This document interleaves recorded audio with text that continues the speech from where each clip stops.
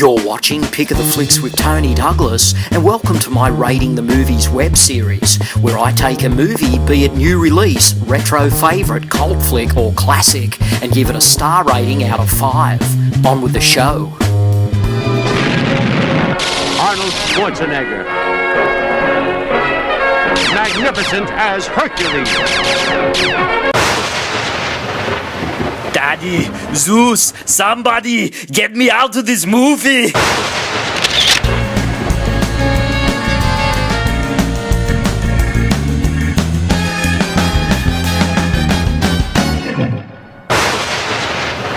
Before he was Conan and before he was Terminator, Arnold Schwarzenegger was Hercules. Hi and welcome to Rating the Movies with Tony Douglas and my review of the comedy fantasy Hercules in New York, the wackiest and most way-out Hercules film ever put on the screen. People often wonder who directed this film, and no, it wasn't Ed Wood. It was first-time director Arthur Allen Seidelman, and although he now has over 70 TV and film credits to his name, this notorious spoof of the Hercules genre is possibly the one he is best remembered for. Starring in Hercules in New York are the double team of Arnold Strong and Arnold Stang. Yes, before Cheech and Chong there was Stang and Strong. One of them reminded you of Popeye, while the other one was a dead ringer for Woody Allen. This duo may have only made one film together, but boy did they leave a lasting impression.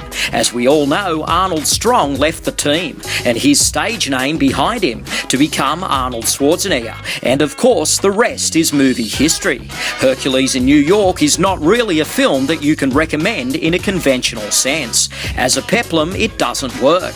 As a comedy, it's kinda juvenile. As a Schwarzenegger film, it will stun you with its cheese factor. It is even questionable whether Arnold fans will have the patience to sit through it.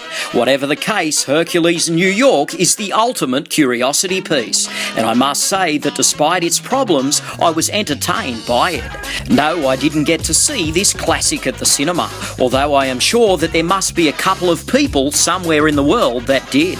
I was fortunate enough, or maybe unfortunate enough, to catch up with it in the late 1980s during the video cassette boom.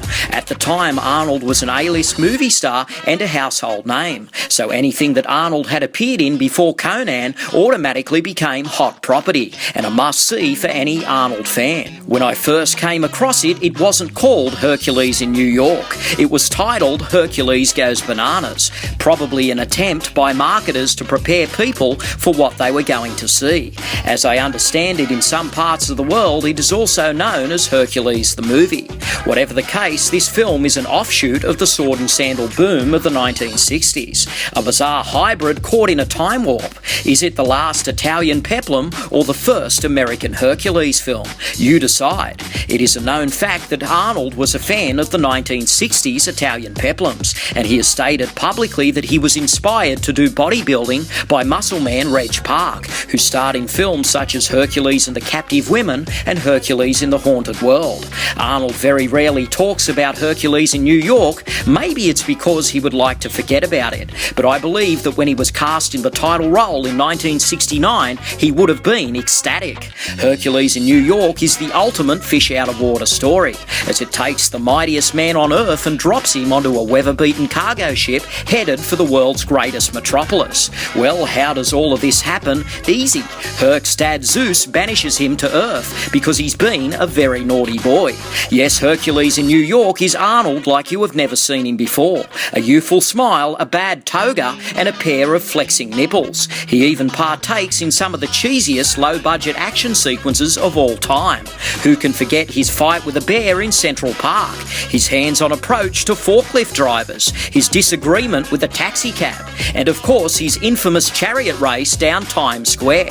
As you can see, this Herculean adventure of a strange man in a strange land tries very hard to set itself aside from other Hercules films. It's goofy, it's quirky, and it's a real oddity that somehow manages to exude a special charm. Hercules in New York is certainly an unusual time capsule. Heck, the original release of the film even dubbed Arnold's real voice. Nevertheless, for aficionados, the film is now available on DVD with Arnold's original audio track. This version has an even greater laugh factor, as it comes complete with Arnold's trademark Austrian accent. Hercules in New York is Arnold's first starring role, so it will always have a special place in his filmography. It may seem a little peculiar when viewed today, but in its own crazy way, it is sure to put a smile on your face. Arnold may shudder when he sees it pop up on late-night TV, and deep down he may even want to bury the film. But there will always be someone out there with a shovel on hand, ready to dig it out of the sandpit.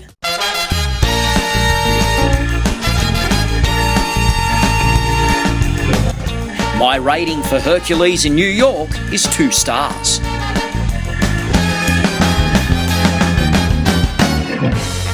So what do you think about the movie? Do you love it? Do you hate it? Better still, why not give us your star rating out of 5? Well, until next time, this is Tony Douglas signing off for Rating the Movies. But before you go, don't forget to like, comment and subscribe. Thanks for watching, and I'll catch you later.